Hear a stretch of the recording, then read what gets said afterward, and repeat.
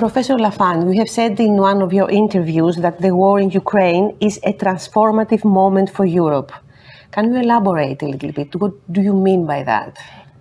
Firstly, that war has returned to the European continent when we believed that war was over, and that this is a very traditional invasion of one country by another, an attempt to change borders, one country to another. And we thought that Europe was over.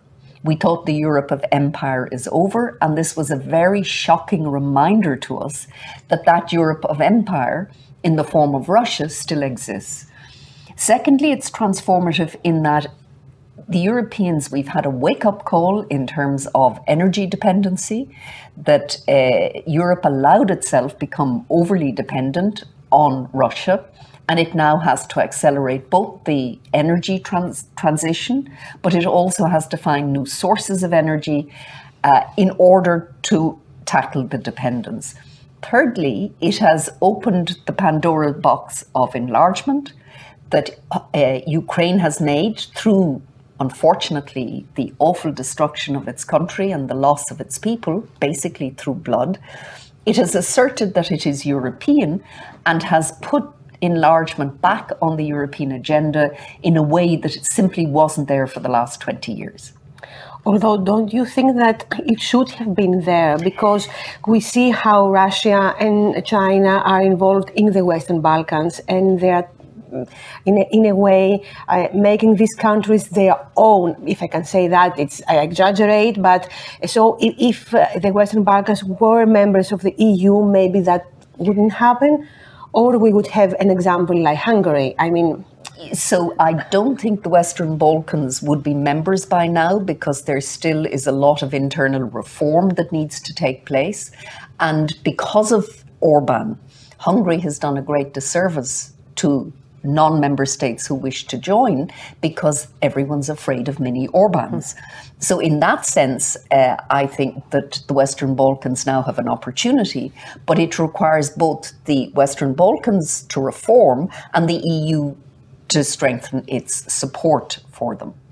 But I also think the EU, the war in Ukraine was transformative also in terms of geopolitics, because Ursula von der Leyen, when she became Commission President, she said, this is a geopolitical commission. Little did she know that it really would have to become a geopolitical commission, because Europe now finds itself in a world of great power competition between China and the US. How does Europe position itself? And the US is such an important actor in Ukraine, and NATO so important to the defense of Europe, that how Europe manages the US-China relationship is very big. Also, Europe has got to be attentive to the south, to instability in the MENA region, migration, what's happening, climate, the Sahel, etc., etc. So Europe has got to, Europe for a long time, the EU, I should say, hoped for a world that was more like the EU, multilateral, peaceful, compromise-driven. Unfortunately, the world Europe finds itself in is a world of hard geopolitics. So Europe no longer has the luxury of hoping that the world will become more like it. It has to really begin to address, using the power that it has in trade, the single market, etc., to ensure that it can shape as well as take from the globe. And do you think that that will happen? Because we see also at that time the rise of the far-right parties. We saw what happened in Italy. In other countries like Sweden, okay, they are still a minority, but they got the Free Democrats, they got 20% in Sweden. Marine Le Pen is a danger for France. She didn't win the election, but she's there. She's powerful. She got a huge percentage also. And do you think that they can affect the way that EU reacts and plays a role? So I would say that the radical right are only very influential if they control government. And heretofore, they don't control governments. They're part of coalitions, they're minor parties and coalitions. Once they don't control all of the executive power, then there are limits. But that's not to say they're powerless in government, but they're limited. Where it's really dangerous, as we see in Hungary, where Orban controls the state. Effectively, he has captured the political system, and Hungary is now an elected autocracy. So that's very dangerous for the EU. But I don't see Hungary being replicated, at least in the western half of the continent, nor do I see, even in Poland, where there's very serious rule of law issues, Poland has an opposition, it has a vibrant civil society. But of course, one can't ignore the right, and one can't and shouldn't ignore populism. And populists have to be taken on upfront, because populism is a very simple politics. It's a politics of saying to people, you can have it all. You are the people versus this establishment. And then there's the other, the migrants. So it's a very toxic form of politics, and I think must be taken on upfront, because in the end, all the big challenges Europe faces, digital, climate, all require compromise, all require public finance, all require the working through of very fundamental change and transformation. And it can't be done through the politics of you can have it all. But where do you think that EU politicians, liberal democracy, social democracy made the biggest mistake in letting people go, letting people and young people feel that, look, this world that you have created doesn't include me. I cannot pay my rent. I cannot pay my bills. I am left behind by all that wonderful things that are happening. So we've discovered that after 30 years of hyper-globalization, where the world became much more open in terms of the free movement of goods, of capital in particular, and of people, that world created winners and losers. And what we're seeing and have seen for the last 10 years or more is a backlash from those who feel discontented, who feel disaffected, who don't find themselves in the present political horizon. And again, it's up to parties. You've got to fight for those votes, because if you don't fight for the votes, then they go elsewhere. And I do think there's also a geographical element of this in our societies, where the urban centres are richer, they're more cosmopolitan, versus the more rural and the left behind.